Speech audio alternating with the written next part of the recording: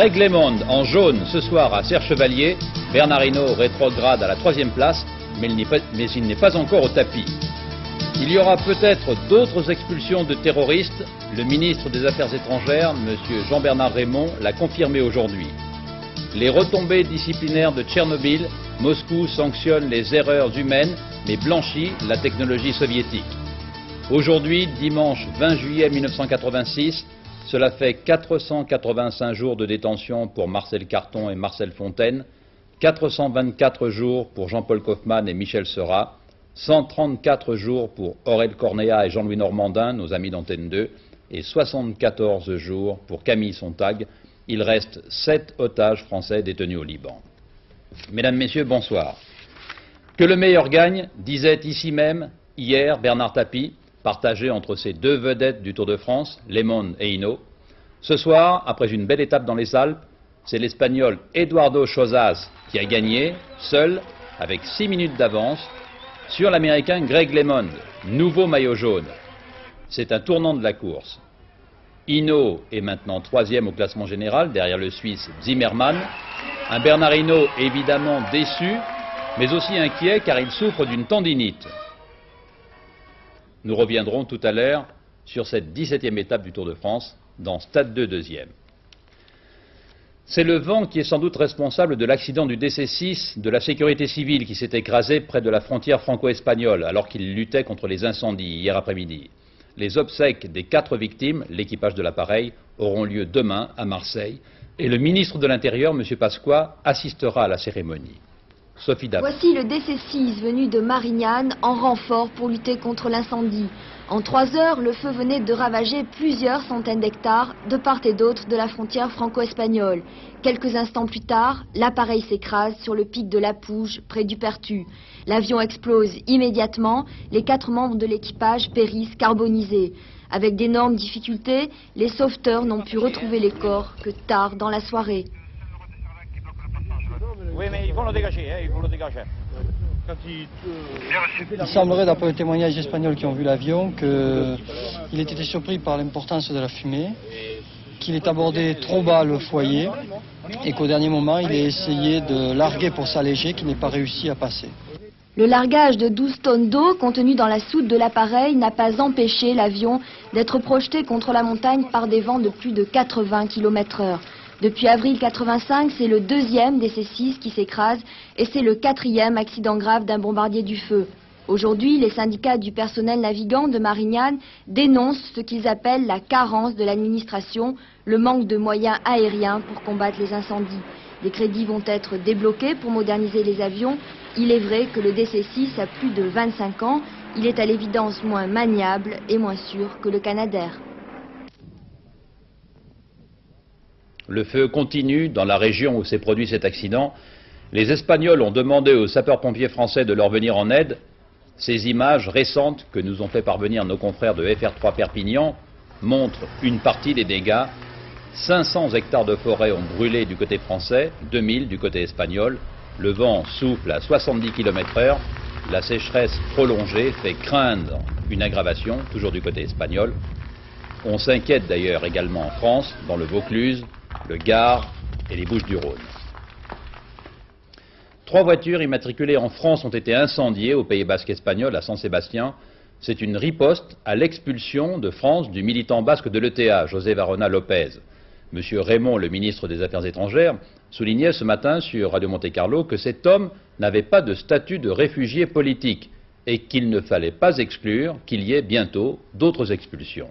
L'Espagne maintenant un État de droit, une démocratie, et il est normal que le ministère de l'Intérieur, parce que c'est quand même une décision du ministère de l'Intérieur, essentiellement, même si le Quai d'Orsay est tenu au courant, ce qui est tout à fait normal, il est normal que le ministère de l'Intérieur, lorsqu'il le juge nécessaire, pour des raisons qui lui sont propres, remette en Espagne un Espagnol qui n'est pas un réfugié politique. Si c'était un réfugié politique, les choses seraient différentes. Alors il est possible que dans l'avenir, pour telle ou telle raison, il y ait d'autres expulsions du même ordre. Puisque vous êtes tenu au courant, vous dites par le ministère de l'Intérieur, est-ce que dans les jours qui viennent, on peut s'attendre à de nouvelles expulsions? Je n'ai pas d'informations pour le moment, mais cela peut se produire dans les jours qui viennent. Les Je n'ai risques pas d'autres de- informations pour le moment. Les risques de représailles? Les risques de représailles, ben je souhaite qu'il n'y ait pas de représailles, naturellement, et je souhaite que ces risques soient les moins grands possibles. Max, rends-toi, dit à son fils la mère du suspect numéro 1 dans l'attentat contre la police à Paris. Max Frérot, dont on revoit ici le visage, est l'homme le plus recherché du pays actuellement. Moins de 3 mois après la catastrophe de Tchernobyl, les conclusions d'une commission d'enquête soviétique entraînent une pluie de sanctions. On désigne les coupables, ouvriers, ingénieurs et ministres, dont Moscou souligne la négligence et l'indiscipline. C'est l'erreur humaine qui est mise en cause, pas la technologie soviétique. Jean-Marc Ilouz. Selon le rapport officiel de la commission d'enquête soviétique, l'erreur humaine est la première cause de l'accident nucléaire. Le rapport dénonce 1. De grossières violations des règles de fonctionnement du réacteur par des employés de la centrale. 2. Les négligences, l'impréparation et le manque de coordination des responsables et des experts de la centrale. Des manquements à la discipline également imputables aux autorités de tutelle. Ces comportements ont eu de graves conséquences, dit le nouveau bilan officiel. 28 morts, 203 personnes irradiées, dont 30 encore hospitalisées, 1000 km² contaminés et 100 000 personnes déplacées. Conséquences politiques, des sanctions en rafale. Sont relevés de leurs fonctions le ministre de la Sécurité nucléaire, 2 vice-ministres, un quarteron de directeurs, plusieurs hauts fonctionnaires et de simples ouvriers qui, eux aussi, seront traduits devant les tribunaux. Est-il habituel, Georges Bortoli, de voir dénoncer ainsi, publiquement, à Moscou, des responsables de haut niveau? Oui, c'est assez habituel, mais il est rare de voir dénoncer un tel paquet de responsables.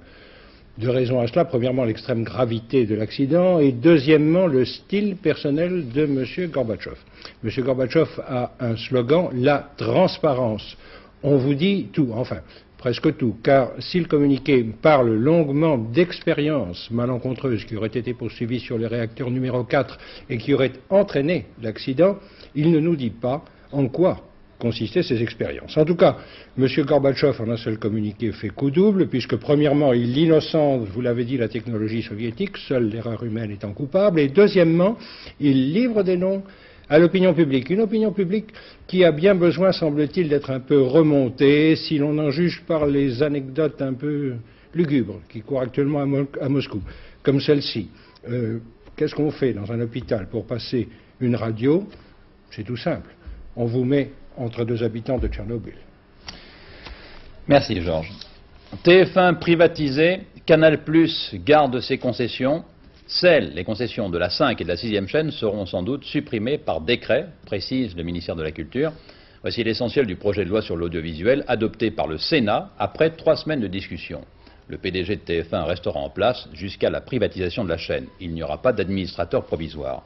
Le gouvernement hésite, c'est notre confrère Le Point qui le révèle, sur l'avenir du satellite de télévision direct qui devrait arroser l'Europe entière, TDF1. Est-il rentable? Le pour et le contre développé par Jacques Violet. TDF1, le voici dans les ateliers de l'aérospatiale à Cannes. 2 tonnes, 7 mètres de haut. Faut-il l'expédier à 36 000 km ou le garder pour le mettre au musée? L'expédier dans l'espace, cela signifie plusieurs nouvelles chaînes de télévision directement dans chaque foyer. Sa puissance est énorme. Une simple petite antenne de la taille d'un couvercle de lessiveuse doit permettre à chacun de capter directement les programmes. Son faisceau est très large, il sera diffusé sur toute la France ainsi que l'ensemble des pays européens. Décidé en 1979 par la France et l'Allemagne, le projet de satellite de télévision direct a toujours été contesté. Premier grief, la technologie est trop complexe. Par exemple, la mise au point des amplificateurs de puissance n'est toujours pas parfaite, 7 ans après le début du projet. De plus, la technologie spatiale a évolué. Il existe aujourd'hui des satellites plus petits qui se contentent de moins de puissance. Les antennes de réception pour le public sont également moins coûteuses. Enfin, argument de poids, l'argent. Le financement est uniquement public et les frais continuent pour un satellite qui n'est pas au point. Le programme est évalué à 3,7 milliards. Si l'on décidait d'abandonner ou de faire de TDF1 un satellite expérimental, cela remettrait en cause la chaîne culturelle franco-européenne, certains projets luxembourgeois et d'autres italiens de Silvio Berlusconi. à moins que cela fasse le jeu de quelques autres qui rêvent d'inonder l'Europe de leur programme. La politique avec la conférence de presse de M. Jacques Chirac demain après-midi. Je vous rappelle par ailleurs qu'il n'y aura pas de débat à la télévision demain soir. Quant aux grands dossiers économiques et sociaux de la semaine, ils porteront sur les problèmes des chantiers navals et de la sécurité sociale. Berlin-Est est devenu en quelques mois la plaque tournante de l'immigration clandestine vers l'Allemagne de l'Ouest. Ceci au moment où Bonn renvoie chez eux ses travailleurs immigrés, comme les Turcs. Et chaque jour à Berlin, des centaines de réfugiés venant pour la plupart des pays pauvres passent à l'Ouest en demandant l'asile politique. C'était un record aujourd'hui avec 300 transfuges. Reportage sur ce problème de Michel Meyer. En Allemagne et surtout à Berlin, des tentes, salles de sport et même conteneurs servent désormais d'abri pour les réfugiés qui prennent le pays d'assaut. La Croix-Rouge, qui dispose de 2000 places à Berlin, est submergée par 3000 demandeurs d'asile en provenance d'Iran, de Turquie, mais aussi du Ghana, du Liban et de l'Inde. Et ce flot de familles qui fuient les guerres et la misère ne cesse de s'amplifier, avec déjà 50 000 arrivants depuis le début de l'année. Point de passage privilégié, Berlin, l'ancienne capitale du Reich divisé. Ici, en effet, le respect du statut quadripartite de la ville par les alliés occidentaux exclut que tout voyageur franchissant le mur d'est en ouest soit contrôlé. Résultat, les réfugiés attirés par la réputation de pays de cocagne qu'a l'Allemagne fédérale transitent par l'Allemagne de l'Est et prennent à Berlin-Est un métro pour l'Ouest. Certains jettent alors leur passeport avant le passage du mur et deviennent des apatrides que l'on ne peut refouler illico. D'autres, contrôlés, se disent alors réfugiés politiques. Reste que l'espoir d'une vie meilleure à l'Ouest est le principal mobile de ces voyageurs venus d'ailleurs. Seulement 16% des réfugiés se voient donc accorder l'asile politique. Souvent après des années de procédure, les autres sont renvoyés dans leur pays d'origine. Mais ces mesures n'ont apparemment aucun effet dissuasif. Cet homme reconnaît, par exemple, avoir obtenu un faux visa pour gagner Berlin-Est via la Turquie. À Bonn, un renforcement de la loi sur le droit d'asile est envisagé. La clé du problème est cependant à Berlin-Est, où on ne voit pas sans malice la partie occidentale de Berlin être submergée par des réfugiés qu'on laisse complaisamment transiter par la RDA. Après qu'ils aient emprunté de Turquie ou du Ghana des avions de ligne est-allemands ou soviétiques. Ce trafic est donc une affaire juteuse pour les compagnies Aeroflot et Interfloor, ce qui explique les réticences de l'Est à détruire une filière aussi rentable. Mariage discret aux États-Unis, celui de Caroline Kennedy, la petite Caroline, qui tenait la main de son frère John aux obsèques du président assassiné. Caroline, au bras de son oncle Edward, a aujourd'hui 28 ans. Elle a épousé Edwin Schlossberg, homme d'affaires et artiste. Jackie, la maman de Caroline, était là avec l'ensemble du clan Kennedy. Mais le mariage, jeudi prochain, aura lieu à l'abbaye de Westminster. L'Angleterre se passionne pour les fiancés, Andrew et Sarah. La France républicaine a également pour eux les yeux de Chimène. Un successeur d'Arsène Lupin vient d'être arrêté à Paris. François Gosset, qui n'a que 24 ans, avait cambriolé à plusieurs reprises l'hôtel particulier d'une authentique princesse qui habite Paris, faisant main basse sur ses tableaux de maître. Le voleur n'a pas eu de chance. Les États-Unis, où il s'était réfugié, l'ont extradé. Les Américains, qui ne transigent pas sur ces choses, ont d'ailleurs été mêlés à une histoire de tableaux volés, et pas n'importe où, au palais même de l'Élysée. Pierre Champetier, Michel Alikoff. Un cambriolage. C'est l'hypothèse la plus surprenante pour expliquer le vol qui eut lieu à l'Élysée, je dis bien à l'Élysée, en 1950. On ne saura sans doute jamais qui fut le voleur et comment il opéra. Il y a dans cette vieille histoire tous les ingrédients d'un roman policier. Le magot, c'est ce très joli tableau italien de Francesco Mola, qui représente un épisode des aventures du chevalier Tancrède. Louis XIV l'avait acheté pour Versailles et MacMahon l'avait accroché à l'Élysée. Il y a aussi le traditionnel pigeon, rôle joué par le riche collectionneur américain Samuel Kress, décédé comme le marchand qui lui vendit la toile. Il y a, en 1954, le coup de chance, qui permet à un conservateur en vacances de retrouver le tableau à l'autre bout du monde, tout bêtement dans un musée, le Fine Arts Museum de San Francisco, à qui Samuel Cress l'avait légué. Tout le monde étant de bonne foi, on aurait pu s'entendre, mais il fallait des preuves. Or, les seuls documents que possédait le Louvre parlaient d'un tableau ovale, celui de San Francisco étant rectangulaire. On se cassa la tête pendant 30 ans sur cette énigme, jusqu'à la magnifique intuition d'un fin limier du Louvre, qui réussit à cadrer le problème. On a appliqué, au début du XVIIIe siècle, un cadre de forme ronde sur un tableau qui reste rectangulaire. Et le châssis n'est pas modifié. Alors le tableau de l'Élysée avait un aspect rond à cause du cadre, mais le tableau était en réalité rectangulaire, et on donnait bien dans les inventaires hauteur et largeur. Et je vous assure que si le tableau de l'Élysée avait été vraiment rond, eh bien on aurait dit diamètre. Respectueux des règles déontologiques, les Américains vont donc nous restituer notre tableau. Je vous le disais, c'est un roman policier, mais avec une fin édifiante. Stade 2, deuxième, Gérard Rolls et cette magnifique 17e étape du Tour de France. Est-ce qu'on peut parler ce soir de tournant dans la course ? Oui, je crois qu'on peut employer le mot de tournant dans la course. D'abord parce que c'est un jour historique dans l'histoire du Tour de France. C'est la première fois en effet qu'un Américain endosse le maillot jaune de leader du classement général du Tour de France. Cet Américain, c'est Greg LeMond. Alors si vous le voulez Bernard, au tableau d'honneur de cette journée, il y a d'abord l'Espagnol Eduardo Choza qui a gagné, détaché cette 17e étape avec plus de 6 minutes d'avance sur ses poursuivants. Et surtout, il a passé en tête les 3 cols, j'allais dire 3 immenses cols de la journée, c'est-à-dire le col de Vars, le col d'Izoard et le col du Granon à l'arrivée. Donc tableau d'honneur. C'est pas la peine de casser la table. Oui. Ensuite, donc tableau d'honneur, Greg LeMond, bien sûr, puisqu'il devient premier au classement général de ce Tour de France 86. Et au tableau de douleur, Bernard Hinault, blessé à un mollet, qui a pensé abandonner aujourd'hui. Il l'a confié à Jacques Chancel tout à l'heure. Bernard Hinault qui a beaucoup souffert, mais qui a quand même terminé.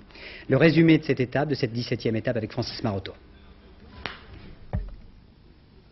Entre Gap et Serre Chevalier, aujourd'hui, c'est le Tour qui tourne, au désavantage de Bernard Hinault. Blessé le blaireau, blessé dans sa chair, mais aussi dans son orgueil. D'être là pendant 25 km en train d'attendre, et puis de vous entendre, parce que j'ai entendu aussi les commentateurs dire « tu t'occupes de lui, parce qu'on ne sait jamais, il va abandonner ».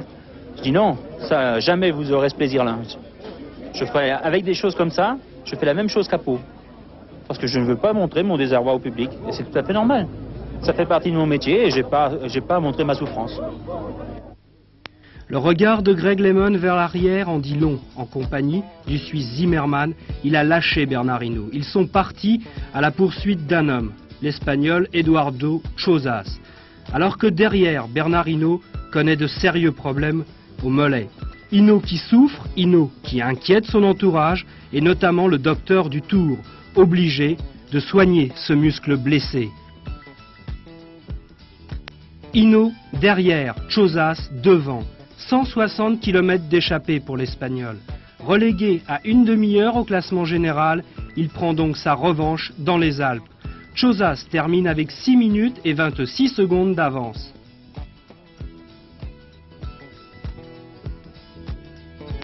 Derrière, c'est la lutte. Greg LeMond et Zimmermann sont encore avec Cabrera, mais pour peu de temps. Le Suisse et l'Américain terminent dans cet ordre et LeMond prend le maillot jaune. Bernard Hinault arrive avec près de 10 minutes de retard. Au classement général, Bernard, Greg LeMond donc en tête. Urs Zimmermann, le Suisse, est deuxième à 2 minutes 24. Bernard Hinault maintenant est relégué à 2 minutes 47 secondes de son coéquipier, l'Américain LeMond. Romer Millard, l'Écossais, est à 6 minutes 19. C'était l'un des favoris du Tour de France.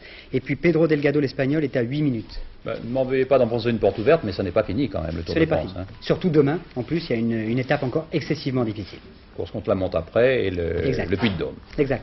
Les femmes, vous êtes d'accord? Tout à fait. Il ne faut jamais les oublier. 9e étape du Tour féminin aujourd'hui, entre Guillestre et le col du Granon, 68 km et demi.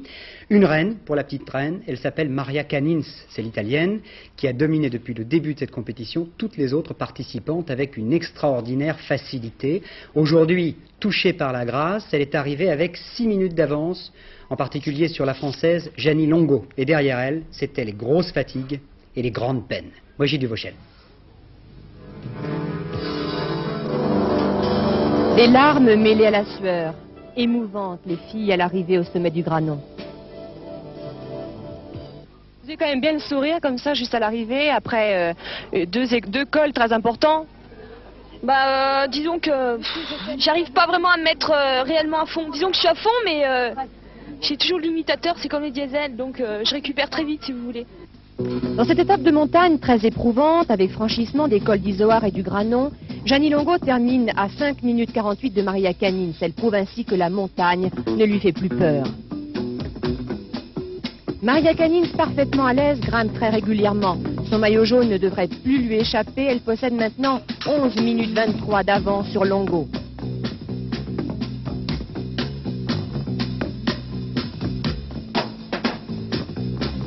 Derrière, abandon de cette Suissesse qui s'écroule à côté du vélo. Les retardataires se retrouvent esselés.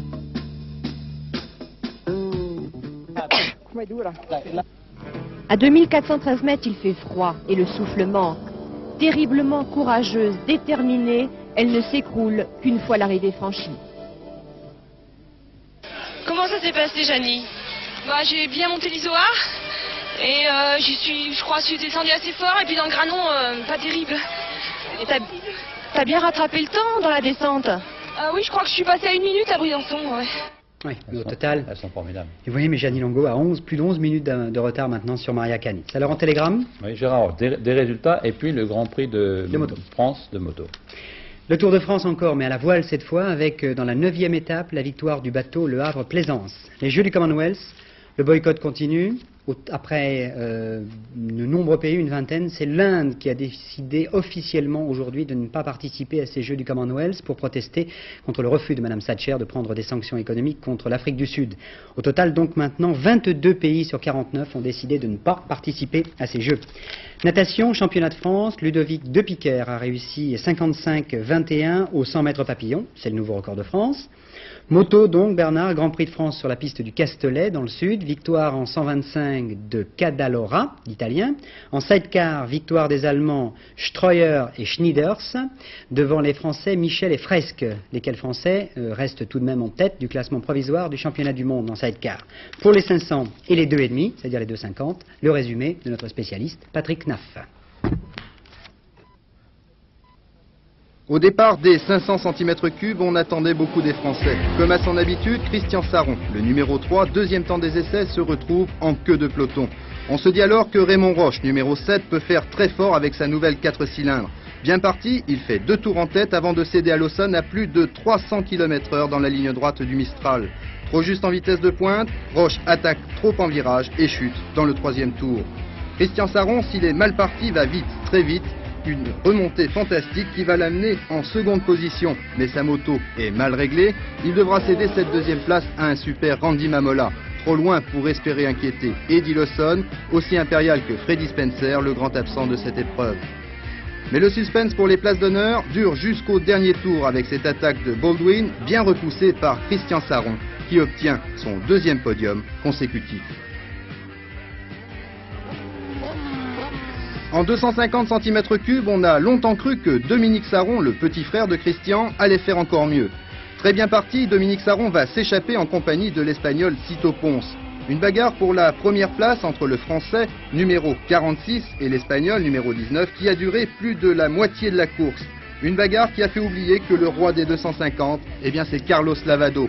Très mal parti, Lavado va remonter Saron et Ponce avec une incroyable facilité, prendre la tête et ne plus la quitter. Une très bonne affaire pour Lavado qui, après cette victoire, devrait remporter le titre 1986. Quoi d'autre, Gérard? Elle est dératée dans le magnétoscope, là, pendant qu'on regardait la moto, mais enfin, c'est pas grave. Nos amis les techniciens ont tout réparé. Tennis, la France s'est qualifiée pour la finale de la zone européenne aujourd'hui en battant la Bulgarie. Ça s'est passé à Mollier, dans les Landes. Avec un spectateur de marque ou de choix pour assister à la victoire de Lecomte, le président Mitterrand lui-même, qui était à 10 km, sa résidence était à 10 km de Mollier. Il était en vacances à Latché, c'est ça? C'est ça. Alors après, il a dit que Lecomte avait bien joué, mais que finalement le Bulgare aussi. Alors je me demandais si François Mitterrand n'était pas un peu normand. En golf, la météo a réussi un joli parcours aujourd'hui, au-dessus de l'Écosse, pas de vent, pas de pluie. Donc elle a réussi le par, la météo. Mais enfin, restons sérieux, surtout à noter la jolie victoire de l'Australien Greg Norman dans l'Open britannique, avec en particulier une sortie de bunker réalisée cet après-midi qui sera à garder dans nos archives. Notre spécialiste, Christian Kidet pour le golf. L'Australien Greg Norman n'a pas encore terminé le parcours que déjà les 30 000 spectateurs du 115e Open britannique se précipitent pour le voir jouer son dernier putt sur le 18. Il gagne ainsi son premier grand tournoi classique. Fantastique Norman, au cours des 4 journées, quel que soit le temps, il a tenu sa balle en ligne. Et croyez-moi, le samedi, il y avait du vent, il pleuvait, c'était difficile, mais cette fois, contrairement au Masters où il a terminé deuxième, il n'a pas craqué nerveusement. Et cet après-midi, sur le trou numéro 3, il a réussi une sortie de bunker qu'il peut garder, comme le dit Gérard Rolls, dans ses archives. Face à un parcours impitoyable sur des fairways trop étroits pour être jouables, il a égalé le record du parcours en 63 le samedi pour terminer dans le par au terme des 4 journées.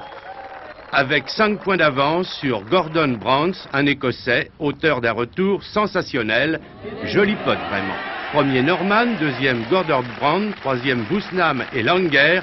Le japonais Nakajima, second jusqu'au trou numéro 10, s'est écroulé sur la fin.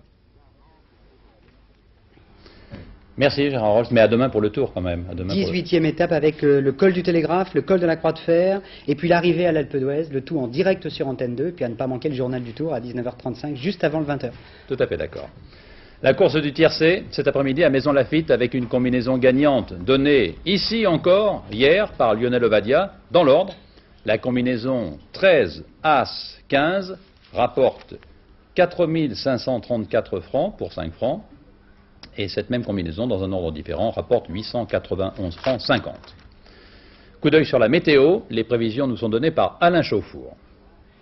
Et demain, beau et chaud, mais attention, pas partout. En effet, il y a un front froid qui arrive de l'Angleterre et qui arrive de la mer du Nord et qui va perturber les côtes de la Manche. Regardez plutôt la photo satellite prise aujourd'hui à 14h30. Vous voyez que ces flux qui arrivent donc, je vous le disais, de la mer du Nord et de l'Est de l'Angleterre vont toucher demain matin et dans l'après-midi les côtes de la Manche et le Nord pour donner un temps couvert avec des bruines localement et puis vont également arriver sur la Bretagne, sur le bassin parisien et surtout à cause d'un vent de Nord, vont passer ici sur les Ardennes et vont descendre sur l'Est de la France. On regarde la carte du temps prévue pour demain, vous allez voir la concrétisation de ce que je vous disais. Voilà donc des bruines et des nuages assez importants, couverts à très couverts sur les côtes de la Manche, sur le Nord, sur les Ardennes, ça descend également vers la Champagne, vers l'Alsace et la Lorraine. Et vous voyez que ici, c'est un petit peu plus couvert avec quand même un petit peu de soleil. Une zone qui est un petit peu nuageuse avec de belles éclaircies. Là, c'est pour l'après-midi sur la Bretagne, sur également la Normandie, le bassin parisien et descendant vers la Bourgogne. Partout ailleurs, vous le voyez, c'est un beau soleil, un soleil beau et chaud, avec la disparition de la tramontane et du Mistral qui vont faiblir, qui ont déjà commencé à faiblir aujourd'hui et qui vont faiblir demain pratiquement pour disparaître ou rester à quelques petits coups de vent, mais rien de très grave. Donc je rassure les personnes qui s'occupent des incendies de forêt, le vent va baisser, donc il y a quand même de l'espoir. On regarde maintenant les températures prévues pour demain, elles grimpent toujours un petit peu, de 1 ou 2 degrés, 19 à Brest jusqu'à 24 à Mulhouse et 24 à Strasbourg ainsi qu'à Metz, ça c'est pour la partie nord, 26 à Bourges, ça monte donc d'1 degré, 25 à Bordeaux, on retrouve 30 demain à Nîmes ainsi qu'à Marseille, 31 à Perpignan, c'est le maximum, il fera 29 à Nice et 29 à Sainte-Maxime. L'éphéméride pour demain, nous serons le lundi 21 juillet, le soleil se lèvera à 6h11, se couchera à 21h42, nous fêterons les victoires et puis demain c'est la fête en Belgique, puisqu'il y aura des feux d'artifice partout, c'est la fête nationale belge. Deux nouveaux confrères, le Nouvel Agriculteur, avec pour slogan « L'agriculture change, changer de lecture », c'est un hebdomadaire. N comme Nouvelle, numéro 1 aussi, mensuel, revue littéraire qui souhaite être grand public, on y aborde tous les genres, aventure, policier, science-fiction, fiction, etc. C'est la fin de cette édition du journal, merci de votre attention. L'édition de la nuit vers 23h25 avec Jean-Claude Alanic. Excellente fin de soirée sur Antenne 2.